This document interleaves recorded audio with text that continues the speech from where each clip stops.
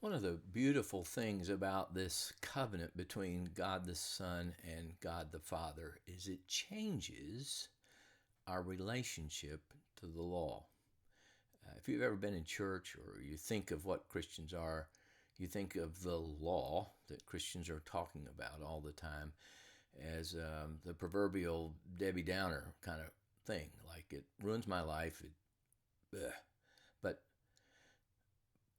but that's not really true for the Christian. Or let's put it this way: it becomes increasingly not true for the Christian, because when God shines the light of the knowledge of God and the glory of God in the face of Christ into our hearts, our affections, the things that we love begin to change. And one of my favorite verses about this is found in Psalm 40.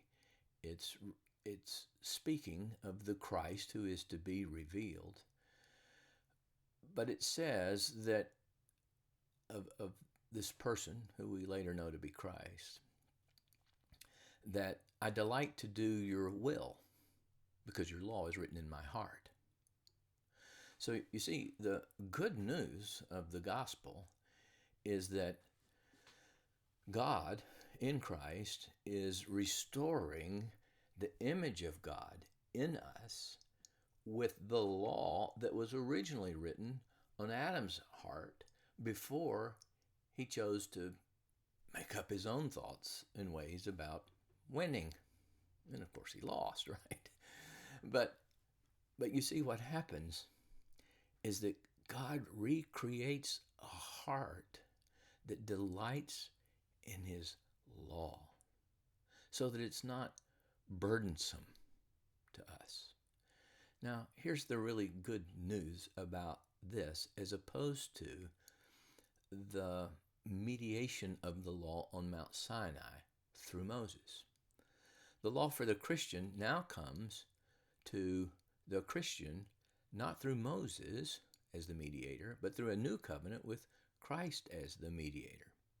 So in 1 Corinthians chapter 9, Paul says, look, when I'm talking to the Jews, I talk to them as the people of the law because I'm a Jew. So I get where they're coming from, and I can talk to them in their own terms. But when I go to the Gentiles who didn't have the law, who were outside of that stream of history taking place, he said, I go not without the moral law.